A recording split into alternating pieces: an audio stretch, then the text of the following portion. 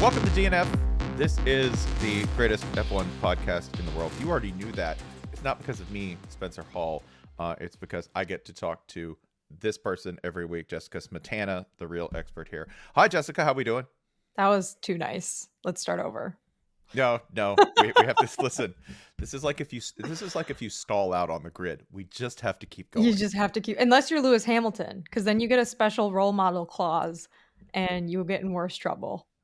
The ladies race, the developmental race, on Saturday, I believe it was, had a stall out. Just like I haven't seen that in a while, but in Austin, just one of the cars just decided it was night. Time for night, did not go, and I thought that would be me. I would totally relate, yeah. Yeah, I would. That's like I've had like the live meme thought where I looked at it and I was like, Monday. Yeah. Right. Like, that was like what could have happened to Charles Leclerc, because I read that he was on painkillers during this race, Spencer, because he had a tooth infection, which seems like, I hope it was just ibuprofen, but I can't fathom driving a Formula One car on painkillers. This is, I say that I can, but that probably doesn't speak well to some decisions I made in my 20s. Certainly not. This is also doesn't do anything to complicate my understanding that some of these are very rich lads, and that they do nothing but eat Toblerone and chocolate and do the things that you would do if you had been raised fabulously wealthy and decided to become an F1 driver. Like, food's not real, right? You're just like, oh, I can eat whatever. The mini Toblerones in the duty-free section of the airport are unequivocally the best small snack you can buy in the whole travel game. I'm assuming that their private jets probably don't, force them to walk through the regular people terminals. But yeah, I think Toblerone sounds right. He said it might be his wisdom tooth, which makes me wonder if they extract wisdom teeth like they do in the United States in Monaco, because I have long believed that wisdom teeth extractions are just an American scam. So perhaps not. Maybe not. I guarantee you a couple of things. If they are done in Monaco, it will be on the fluffiest bed with the softest pillows and with only the most powerful sedatives. Right? Like, you'll probably wake up and be like, I'm a better person. I feel much better now without these teeth in my head. Did you watch the race? I did watch the race. You were at the race. Doug was at the race. Doug was at the race. I believe it was his first time in Austin for the GP. It is, in my mind, the best track of the three that we have in North America. I say that sight unseen for Vegas, but we can talk about that in a second, because some people have started running the track, maybe virtually, maybe in a very casual fashion, but there are some test runs we can talk about. But this was a fairly interesting race. Like I think for this point in the season, where we already have an established champion and we have a general idea of how things are going to go, still, I think a lively enough race to keep me entertained for much of it. It was a really, I thought, competitive race among the front runners. We should talk about how Mercedes kind of blew it, because I thought they actually had a chance to win this if they had stuck to their guns and done a two-stop and not done like this middle ground, like long stint to attempt to do one stop.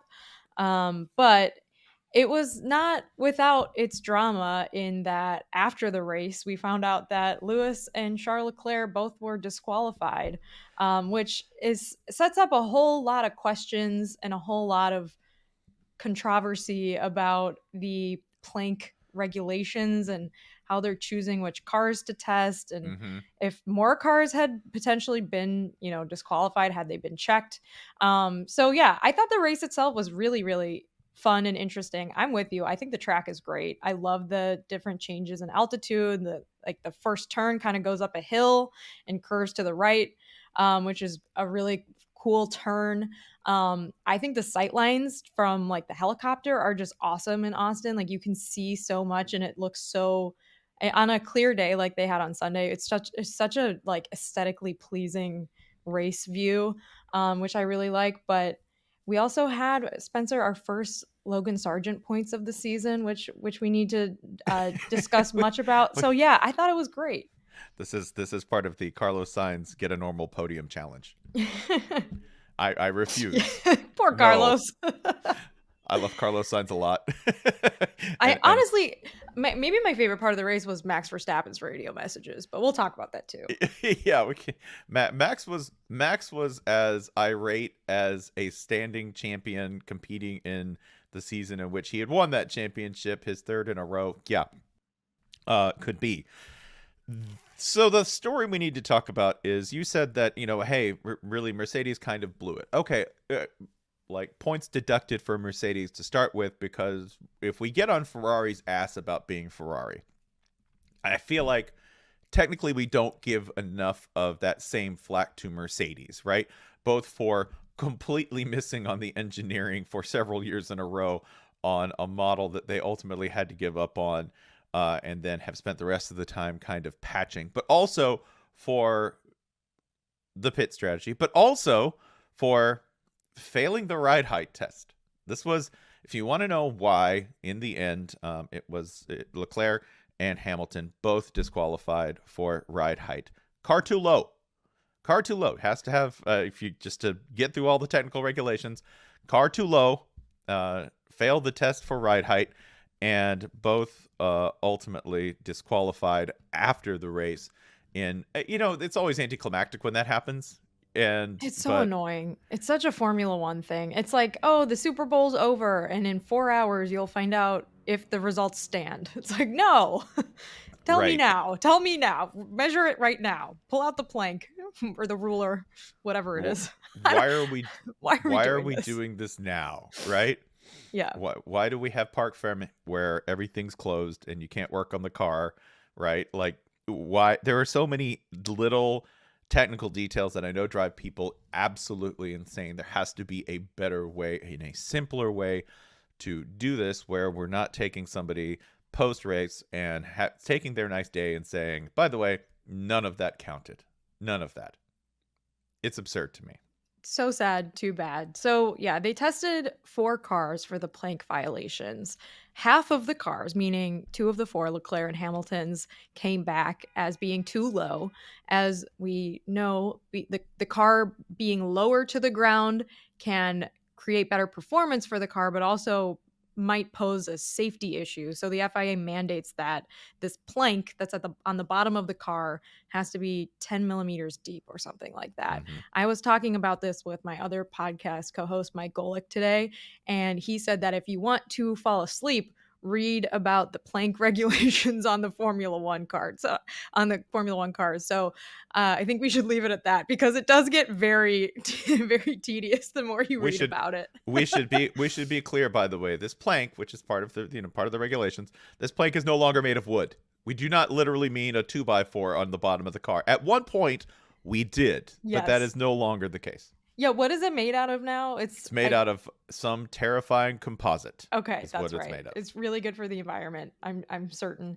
But I think what's interesting, and we've been talking all season about the sprint format, is that Mercedes and Ferrari both were conceded, we're disappointed and we know that these are the rules, but we don't get more time to set up the car when we have a sprint race weekend, because basically, after the first practice, you're set, you can't change anything. So this is maybe a factor that is a direct result of the race weekend being set up the way it is, and had more cars been tested, it might have actually affected a lot more drivers, and probably drivers that ended up finishing very well and getting points because Lewis and Charles were disqualified. Yeah, and by the way, you only get it's difficult to make sure that you've got ride height right in a sprint weekend, because you only have one practice session. Yeah. That's it. You get one practice session, and then your settings are pretty much locked in. Yeah. So I am very disappointed as well as a fan. I guess it wouldn't have mattered. So we kind of already talked about the Mercedes strategy decision, and you're right. They should get as much flack as Ferrari is getting, because they have screwed up a number of times this year on pitting, and there's been a lot of back and forth between the drivers and the engineers about tire degradation and should we do this and should we do that, and it just doesn't seem like they have the same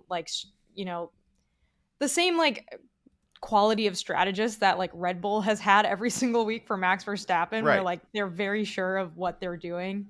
And he's very direct in swearing at them when it's wrong. So it is a bummer, but it would have been worse had Lewis won and then gotten disqualified afterwards. Right. This is going back to you saying that Mercedes really deserves some flack for messing up the pit strategy. And I go, well, I'm kind of glad that we didn't have to have that discussion, because then we would have said, oh, disqualified anyway. So all of that for naught. It would have been a mistake on top of a mistake, that would have looked even worse. So maybe it's good. Maybe it's good that Hamilton, by the way, fantastic effort, managed to be right there, was extremely competitive with Verstappen toward the end of the race. I think the general take was, hey, if there'd been a fifth quarter, we would have won this game. If there'd been another 5 laps, this would have been a real race. On the flip side of that, I thought this was the best Verstappen in-race performance, because he did such a good job managing a car whose brakes for the last 10 laps or so, 15 laps or so, were completely trashed. Oh, yeah. And he was, I think the highlight of the race was definitely listening to him scream at his engineer Lambiase on the radio. He was saying, mate, these brakes are so shit compared to yesterday. What a piece of shit. And then Lambiase replied, understood. And then he said, please stop talking to me. I'm in the braking. Stop talking. I'm in the braking, man. Like screaming at him. Like, you should go listen to this if you haven't heard it, because the way he yells is so funny. And then at the end, his engineer said, well done. Enjoy the celebrations, and I'll see you on Friday. To which a lot of people were like, wow, they're not even going to like chit chat after the race. But I think Red Bull was like, oh, you had to catch a flight. Okay, sure. Like, whatever. Really, really difficult race for Max. Like you said, his brakes like weren't working. He was really struggling. Had they had a few more laps, maybe Lewis would have caught up. But I also think Lewis had every opportunity to like shave some time in between had they pitted him a little bit sooner. Yeah, I think that looking down the roster of people who ended up having better days than I think people anticipated. Hey, listen, if it falls off the back of the pork wagon, it's still a free sausage. Okay? Congratulations to Williams for actually getting points. That's a great saying. I need to steal that. Yeah, both for Albon and for, yes, number 10, Logan Sargeant. Logan Sargeant finally gets a point as an F1 driver. Congratulations to the second most American driver on the grid this week. Remember, first, as always, actual American Daniel Ricciardo. I don't really care what his passport says. That dude is a Yankee through and through. If Daniel Ricciardo, so he wore a Quinn Ewers jersey to the race. If Houston had one, would he have worn a Donovan Smith jersey, do you think, to the to the USGP? I think so. By the way, doing that on a weekend, we can go ahead and establish, of course, the quarterback whose jersey he wore was injured in the game on Saturday. So I'm not quite sure what the chronological order of wearing the jersey or the game was, but let's just go ahead and say there's a college football curse associated there. Be careful. 100%. Be careful what gear you don. There's a little inside college football for you. But yeah, love to see Ricciardo back. I feel like he timed his injury rehab out so he could be back for this race. Correct. Absolutely. He looked fantastic, having the time of his life. We have a question going back to Max's radio call, or radio conversation that was from Trevor. If the hypothetical Jessica versus Max Miami Honda Accord Grand Prix, could Jessica field phone calls while braking? Buddy, I'm not driving unless I'm talking. So that is a absolute no-brainer. If I'm in the car, I'm on the phone. Not hands-free, all right? Hands-free, of course, but I'm on the phone. So yes. Yeah, studies have found that it's the conversation that's distracting, not the hands, right? I have not read those studies. Please send them to me. I will. I will peer review them. I will send them post haste. This does nothing. This does nothing to the Jessica has been driving in Miami for longer than 6 months and is constantly talking the phone. I'm going to assume you've killed 3 people without even knowing it. They're just iguanas, Spencer. They're not. That's I've killed 3 iguanas. They don't thump like that. They really don't. Iguanas don't say, "Ow, why did you hit me with your car?" If you're not hitting iguanas, you're not trying. Anyways, iguanas are invasive. You should capture and kill them. Just kidding. Don't do that. Known iguana hater Jessica Matana. God. Totally kidding. Do not hurt animals. But yeah, anywho, where were we before We that were tangent? also at this, that there was a couple of other real stakes from this. Sergio Perez, I thought, had a very strong performance that he badly needed, by ending up finishing fourth. This is not only positioning himself well for the stretch to finish second in the driver's points, it's also a little bit of proof to Red Bull that yes, even with bad track position, this man can still get it done. That is very much a situation still up in the air and in flux.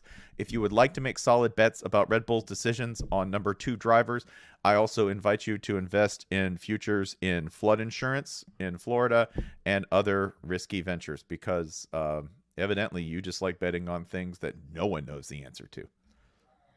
We have another question that I wanted to ask you about, Spencer, because you were there.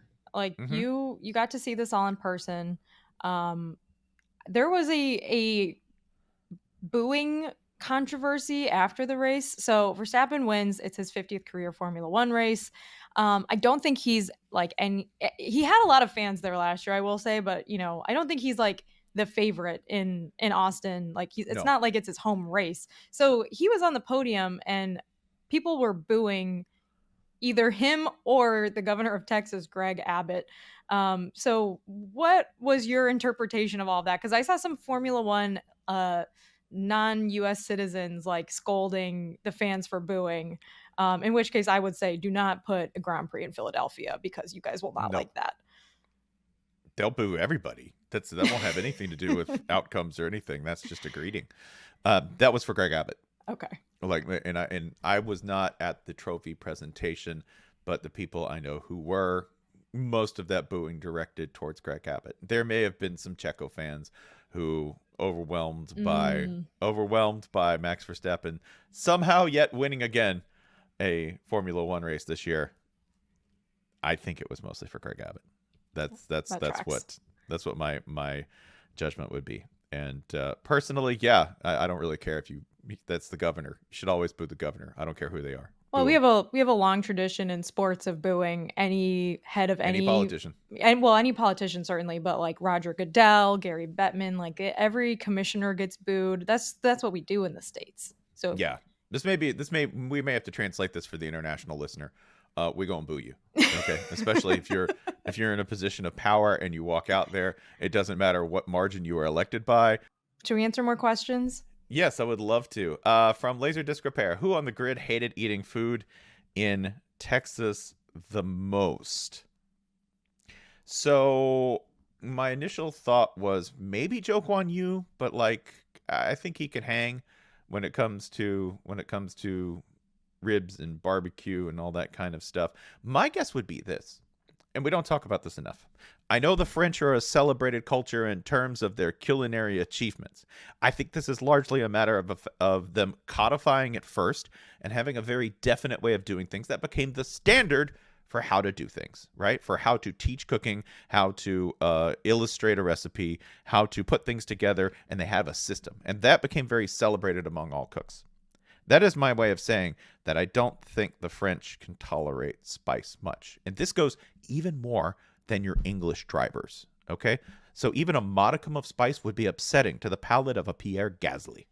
I have a story about this. So I had a French exchange student in my high school days, and we took her to Chipotle. This was in like maybe 2008, 2009. We took her to Chipotle, and we were like, "This is like the best fast casual food in the U.S. Like you're gonna love it. We go here every day. It's like the best. Oh my god!" She took one bite of it, and she was like, "This is way too spicy." And this is Uh-huh. Chipotle. Like Chipotle is it is not very spicy. So, I think you have something there. I do not think they like spicy food. I don't know if they Mm-mm. like kind of Tex-Mex style food. I don't know Absolutely if they not. like really messy like barbecue either. I think you're right about that. My instinct was like maybe Lewis Hamilton because he's vegan and he doesn't eat meat and all of the Mm. options in Texas are meat related. But we had Lando Norris on the LeBatard Show last week, and I told him he should try breakfast tacos, and he seemed very intrigued by those. So I Mm. think he maybe would have liked it, but yes, I'm with you on Gasly and Ocon maybe being like, what is this? Is this too spicy? Qu'est-ce que c'est que ça? Ugh. Like my French exchange student said. Yeah.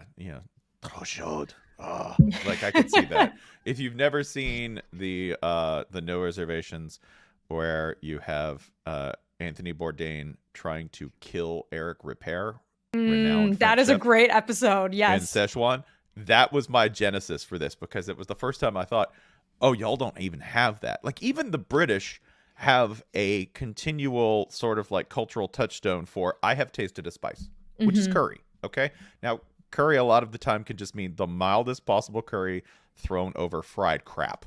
Okay, that's fine. That's fine. You're still on base. You're still on board. The French don't even have that. They don't even mess with it on that level. Their favorite spice is butter. Yeah. Yeah, your favorite. Yeah, exactly. They're like saffron. Occasionally, we make a special dish that has like a tiny little morsel of saffron, and that's about as spicy as we get. So what I'm saying is this: France, step it up, step it up. You need to do better. There was that whole day on Twitter a few months ago where people were arguing about if French food was good. We don't have to get into it, but is it good? It happened. Yes. Is it Texas compatible? I would argue on so many levels not, especially because the base cuisine for barbecue is German. Okay, so like if you want to get down to that, like at its root, Tex-Mex is built on cuisines that are basically like over the opposite side of the fence from French cuisine in so many ways. This was a great diversion into French cooking. Do you have a question about racing you would like to answer, Jessica? How about this one, Spencer? Which is more likely? Sargeant keeps his seat, or Andretti Cadillac gets added as an 11th team? So, if you haven't been paying attention to the Andretti saga, I believe the FIA has said he can join Formula One, and now Formula One is like, I don't know about that. So, I would say that is not very likely to happen anytime soon. I would be surprised if Logan Sargeant was back next year, but not that surprised, because I think there is probably some sort of financial agreement for him with Williams. I don't know what that is. I hope that's not an unfair allegation, but I know that Formula One wants to have an American driver, and Williams is not the most heavily sponsored of the cars, or of the teams, I should say. So I guess Logan Sargeant is more likely to stay. What do you think, Spencer? I want to take this out even a little larger, okay? Because saying that which teams will necessarily be driving in 2024, 2025 is becoming a riskier and riskier bet in general. There is some personal stuff between Andretti and Stefano Domenicali that if you think doesn't matter, you don't understand the rationale that people with money exist under. Remember, if the money doesn't mean anything, right? If the money doesn't exist, if the money doesn't matter, right, on a level of, okay, it's there or it's not, then it's all about your feelings, right? We are playing feelings ball 100% here. So don't think that doesn't matter. It does, okay? If Ben Williams says, this is from an AP article about it, if it's about the money, it's only about the money. That's what's personal. They don't want to share the money. Yeah, accurate, right? We want to do everything. We want to do everything to go ahead and maintain the exact financial profile we have. For instance, prior to like Mercedes, if Mercedes makes $100 million in a year, that is which they did, okay, for a couple of years now, as to their sort of baseline profit as a team. Teams making profit for major corporations in this sport, that's a new thing. It really is. The money has changed in terms of what it means to the teams, not just on the terms of the investment level, but in terms of the payout, right? Yeah. So now, once they've gotten a taste of that, they certainly don't want to dilute it. So if you're wondering, like, one of the main forces about teams coming in, it's going to be, how much is this going to reduce our existing product, and how much can we recoup on the TV end? This comes at a really bad time for F1, because at the time, right now, after the greatest season in F1 history, we've gotten kind of predictable again, and we've gotten into these like sort of less dramatic seasons, and there's going to be a lot of talk about how to make the sport more competitive, when in fact it's a sport where there are these long like long stretches of dominance by single teams that have been punctuated by these chaotic, great transitional years that sort of provide us with most of the competition. This is my long way of saying, if you think that they won't let Andretti in, right? You should look at what the funding and what for the other teams is and whether that's as solid. Take a look at Audi's current management debate, right? For one, when you look at whether we're going to necessarily see somebody for sure come into the sport. That's my way of hedging desperately here. None of this is fixed yet. None of it. Yeah, I don't see an answer in sight. I mean, like you said, like they don't want to dilute the prize money. They want his entry fee to be astronomical, and they also like they're competing a lot for American sponsorship dollars, right? Like they can really there's huge dollar signs here because we have all of these companies that are willing to slap their logos on anything, and you have an American company or American team that actually represents the US coming into the sport. That's that's a threat too. That's more competition. I think it would be better from like a competition standpoint if there was another team. Like, yeah, I think it's probably more fun to have more cars on the grid, so I don't think that that's a bad thing, but I don't know if that translates directly into like more people watching. Like that's what I think the Formula One teams and also Liberty Media are trying to calculate, because yeah, like would more Americans watch if you had Andretti in the sport? Like maybe some, but maybe they're also like maybe not. Maybe we've kind of plateaued in the US. Like the most amount of people that are going to watch our sport are still watching it, and we need to hang on to those folks, and it's not going to grow very much more. That this is just me hypothesizing based off of like some data that I've seen about fan engagement this year and things like that. I mean, that being said, like there were I think 420,000 people that went to Austin this weekend for the race, so clearly like the events themselves are selling well. But you're always going to be battling for people's attention spans here because we have so many other sports already, and I don't know if Andretti joining like moves the needle in that sense, and if it's worth them giving up another huge chunk of their pie. Yeah, I don't really know if it does. To follow up on that, for the 2026 season, allegedly Audi is still on board for entering as a team.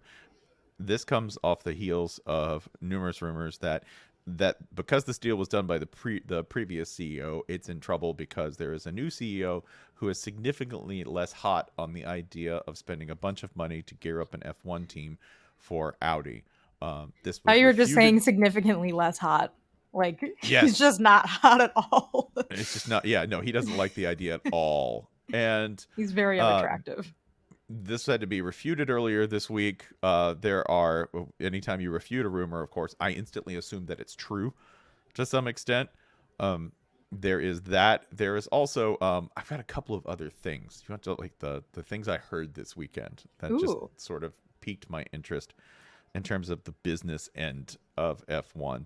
One side effect for a certain driver and a certain sponsor might be that the money paid for teams that are consistently in the lead to the point of lack of drama could be upsetting because they don't get on camera. So you don't see the name of the sponsors because you're that far out. I mean, there's two cars, but yes, I'm intrigued by it. Like this is where you should have gotten the Nicholas Latifi endorsement where you go, I'm always gonna be on camera, bro. Because you're gonna see me, gonna hit the wall. Yep. Right. This is why Williams should have the most sponsorships. You will always be on the TV. Always in the frame, man. Never pulling away. This is how Williams makes it back to the top. We take all that sponsorship money, pour it back into the car. They should be allowed to have as much of it as they can possibly grab. Which I thought that was interesting. Another one was yes, the attendance. Like as far as an event. The Austin race is very much a success. It is, I think, the best fan experience that I've seen in F1 racing. It has the best sight lines. It's the only one that has a 231-foot metal mullet in the middle. That thing's terrifying. It is really terrifying. Did you go up there? No. I've been up there, but I did not go up there this year. It is, especially when it's fogged up. It was fogged up on on Sunday morning. And if you were up there, you just couldn't. It was just like Oh being in the no, middle of I hate nothing. that. It like sways in the wind. It's so scary. I went up there and I was too afraid to like look over the edge. And then I was like, there are people that quote unquote live in New York City in buildings that are like 4 times taller than this. I cannot Yeah. imagine. I didn't think I was scared of heights until last year. Yes. The last business thing, though, is the Vegas race. Regarding the Vegas race and attendance, and regarding the Vegas race and spending, I do think, based on what everyone was talking about this weekend, that Vegas really overcharged and set the price point way too high on this race, and that they have failed to attract the kind of racing fans, especially from Europe, who they thought might come over for a vacation. Interesting. That hasn't happened.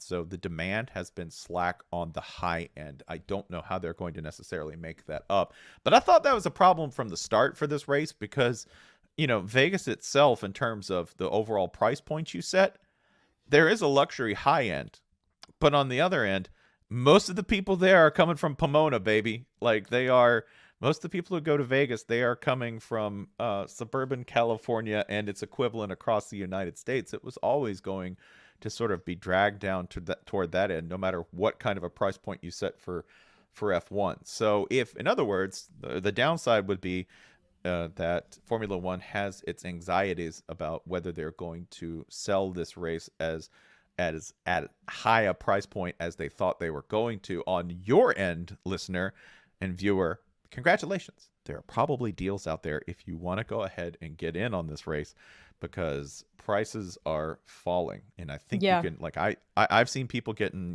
hotel rooms for 200, 250 a night, which compared to what they were is astonishingly cheap. They were like, it looked like it would cost the average person thousands of dollars just to get like a standing room ticket and stay in Vegas. And you're right, like I've seen it go down further and further. I've always been like, since they announced the Vegas race, like it seems like it was not like the best strategic timing to have the first Miami race and then to announce the Vegas race after that. Like it seems like you're attracting like almost the same type of client / fan to both of those by having like they're both, it just is, it's very confusing to me. Like it would have made sense, I think, for them to do a race in Vegas or a race in Miami, but having both, like how many people are there that are willing to spend that much money to go to a street circuit race that it just has always kind of confused me. So that doesn't really surprise me that much, I guess. I'm curious, like if the people you talk to, other like reporters or fans or whoever, were kind of apprehensive about what to expect in Vegas, or if they think it's going to be, a good race or a good time, or if they're like, no, this is pretty much going to be a shit show. I think on the whole, the vibe I got in talking to people who are in and around the sport constantly was one of just looking forward to the spectacle without necessarily evaluating it as a commercial success or a success as an event. I think there's a lot of question marks. The potential, obviously, as a television event is still really high. Yeah. But as an in-person event, well, actually, I'm curious, like what the television event will be like, because it's going to be at 1 a.m. on the East Coast in the U.S., which is where the majority of people in the U.S. live. Well, I think they were hoping to bookend it. So I think they were hoping to get saying, okay, well, what's the best time to balance our continental audience with our global audience with our American audience? And the gap that they shot here was, 1 a.m. on the East Coast, but we'll hit breakfast, right? We'll hit breakfast over in England, and everybody waking up can go ahead and watch the race there on the continent. And then the West Coast will still be up. This will be the late night event for LA for the entire sort of, Pacific time zone set. So I think that was the gap they shot. I don't think it's an easy one to hit in terms of an ideal timing. I think that the decision to kind of write the East Coast out was maybe poorly done. I don't really agree with that. I think, like, if you want to get most of the American market, that Central and Eastern time zone, that's, especially in terms of sports viewing, oh man, like, especially in terms of sports viewing, those are the people who care most. So I think for the American market, it may not have been the greatest call. But general sort of I guess, excitement, a little bit of apprehension, and I think a deep skepticism as to whether it's going to be a commercial success for not just F1, but a lot of its partners who are involved. Remember, there's a 10-year window to do this race, a 10-year window.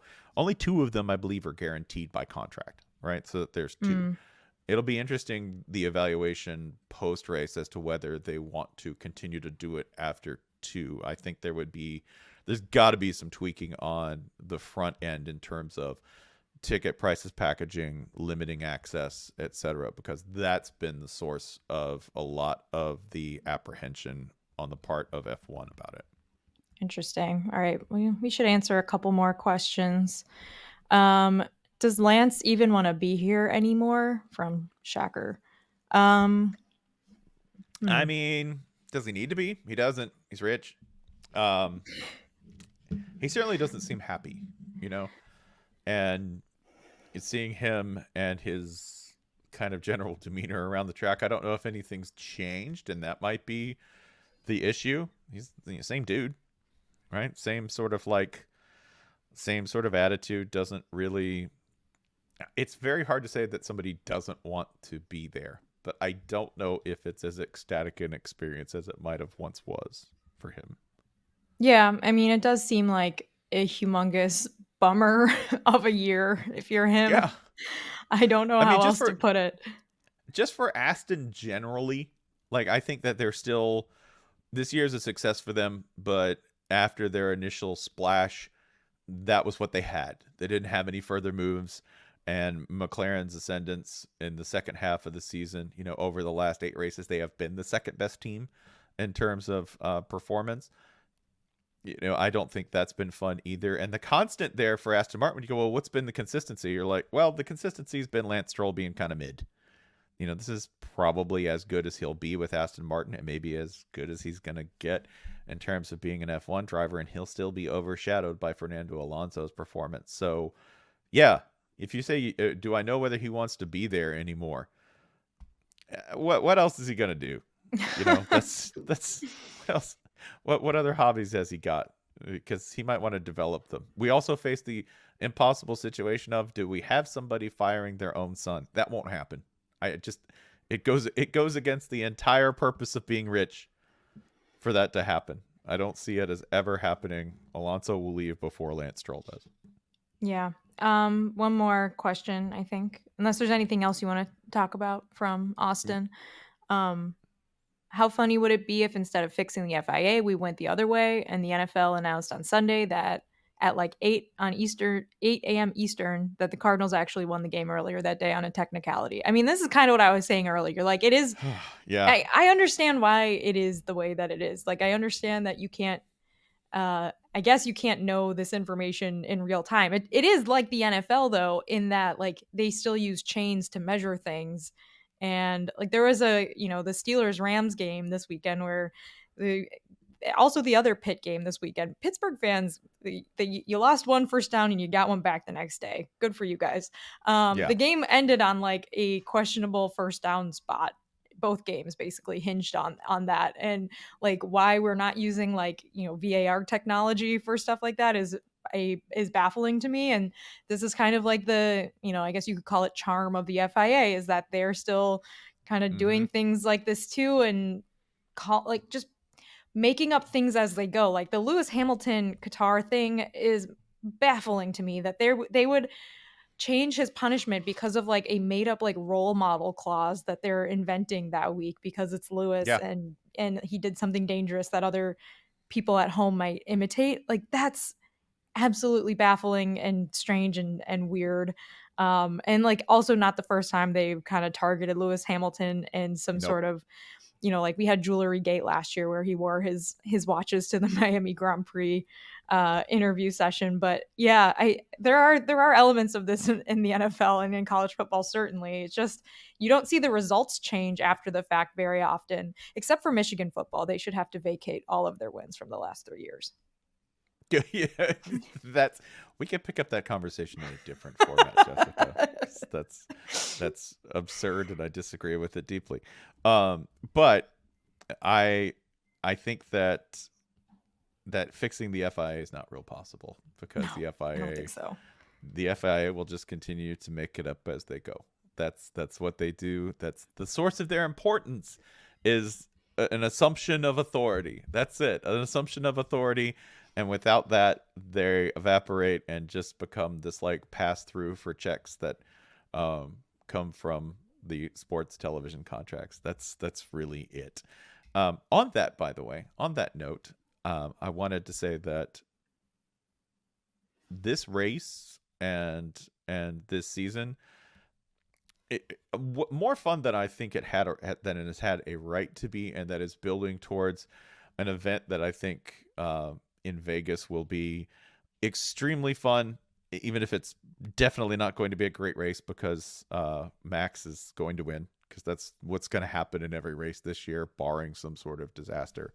But I'm still excited, and I'm still interested enough, especially because we have driver silly season coming up. Ooh, it's going to be a turbulent transfer window, if you will, for drivers. So in case the on-track product isn't as interesting as you want it to be, then let me introduce you to bullshit season. Bullshit season's coming up, and bullshit season is going to be primo this year.